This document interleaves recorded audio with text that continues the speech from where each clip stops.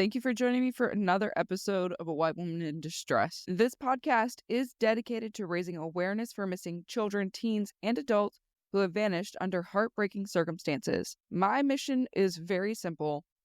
I want to keep their stories alive and help to bring them back to their families. In a world where media coverage just isn't equal, it's vital to recognize that many cases go overlooked. Marginalized groups, including Indigenous people, people of color, the LGBTQ plus community, runaway teens, and homeless individuals often face systematic barriers, leading to underinvestigation and inadequate attention. These groups deserve to have their stories told and heard just as loudly, whether it's the jurisdictional complexities affecting Indigenous people, the media bias towards missing people of color, or the stigma facing runaway teens and those living on the streets. These cases remind us real change is needed.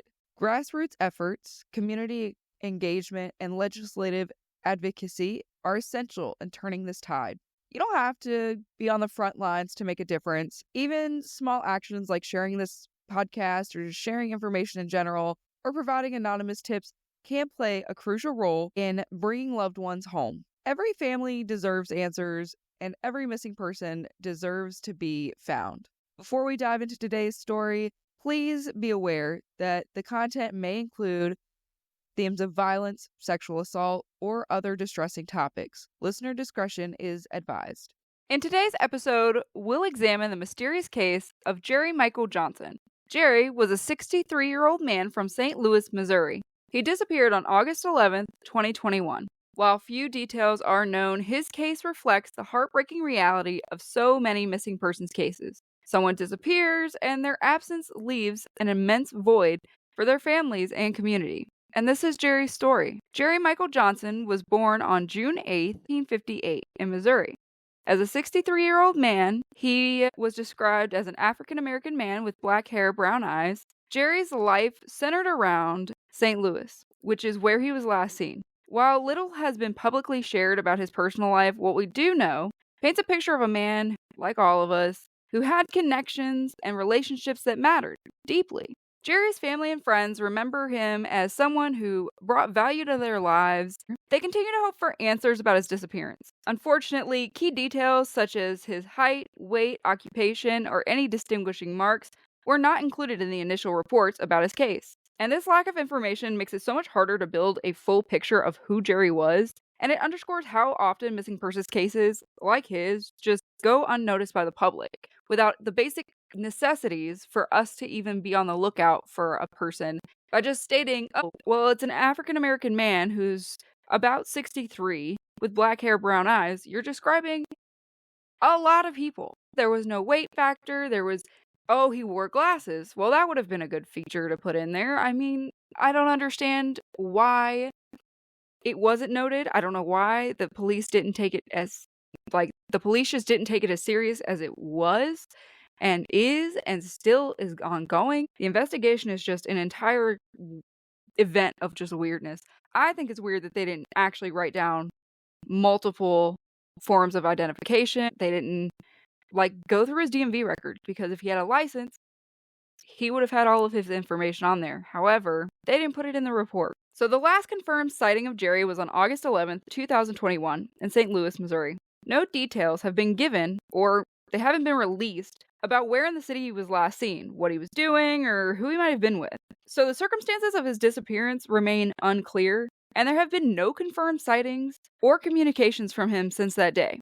The lack of information is one of the most frustrating aspects of Jerry's case. Without eyewitness accounts, surveillance footage, or specific leads, investigators are left with little to go on. It's as though Jerry simply vanished, leaving his family to grapple with unanswered questions. Which, Jerry's disappearance is being investigated by the Missouri State Highway Patrol. Their involvement reflects the seriousness of the case, but the investigation has yielded few public updates. But I have more questions. So why is Highway Patrol taking over? Why did they come in? Who called them? Why did they call them? What did they find? It's 2025. Where are the answers to that?